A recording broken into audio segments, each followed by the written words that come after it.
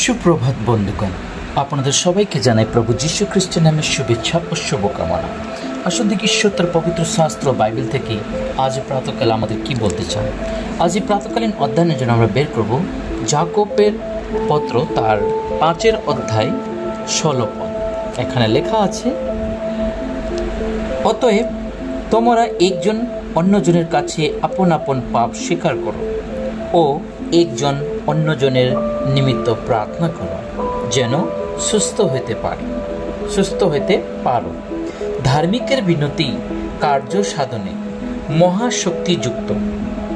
ঈশ্বর তার সুন্দর বাক্যে আমাদের সকলকে আশীর্বাদ যুক্ত করে। আমেন।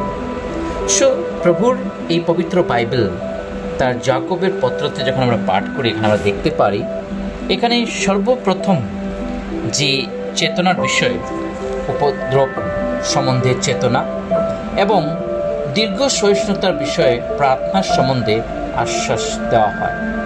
এখানে বিশ্বাসী বর্গের জন্য, বিশেষ যারা প্রভু যিশুতে বিশ্বাস করে, সেই বিশ্বাসীদের জন্য এটা বিশেষ কাজ, সেটা হচ্ছে যেন তারা বিশ্বাসে প্রার্থনা করে। হ্যাঁ বন্ধুগণ, লেখা আছে বিশ্বাসে যেন প্রার্থনা করে। লেখা আছে যখন একজন অপরের জন্য প্রার্থনা করেন তখন প্রভু সেই প্রার্থনা শুনেন। কারণ বাইবেল আমাদেরকে স্পষ্টভাবে বলছে যে একজন অন্যজনের কাছে আপন আপন পাপ স্বীকার করো। হ্যাঁ বন্ধুগণ, পবিত্র শাস্ত্র আমাদেরকে শেখাচ্ছে এজ এ বিশ্বাসী, একজন সত্যিকার খ্রিস্ট বিশ্বাসী জীবন হওয়ার যে উপযুক্ত, সেটা এখানে আমরা শিখতে পাই। লেখা আছে যেন সমস্ত বিশ্বাসীরা একজন অন্যজনের কাছে আপন আপন পাপ স্বীকার করে এবং একজন অন্যজনের নিমিত্ত প্রার্থনা করে, যেন সুস্থ হইতে পারে। যা সত্যি কথা, বিশ্বাসের প্রার্থনায় অনেক কিছু হয়। আমরা যখন বিশ্বাস করে প্রার্থনা করি, ঈশ্বর আমাদের প্রার্থনা শোনেন, তিনি আমাদের প্রার্থনা উত্তর দেন। লেখা আছে ধার্মিকের বিনতি কার্য সাধনে মহাশক্তিযুক্ত।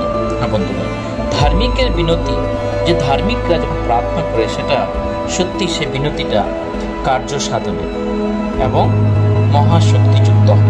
তা আসুন আমরা আমাদের জীবনকে একবার যাচাই করে দেখি যে আমরা সত্যিকার ধার্মিক জীবনযাপন করছি, সত্যিকার যিশুর পথে আমরা জীবনযাপন করছি কিনা, সেটা আমরা দেখা খুবই প্রয়োজন।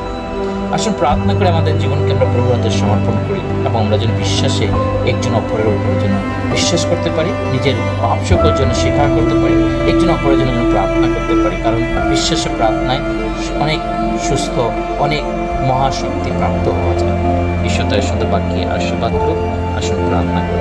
পবিত্র বাহিনীর সদা প্রভু তোমায় আমরা ধন্যবাদ করি আজকে এই পবিত্র প্রাতকালের জন্য। প্রাত থেকে নিয়ে সারাটা দিন তোমাদের সঙ্গে সঙ্গে সমস্ত অমঙ্গল দিয়ে ওরা রক্ষা করো। তোমার পবিত্র আত্মা তোমাদের পরিচালনা, প্রত্যেকটা পাপ অন্যায় অপরাধ তোমাদের ক্ষমা করো। এই ক্ষুদ্র প্রার্থনা করতে মুক্ততা প্রভু যিশু তোমার পবিত্র নামের চায়।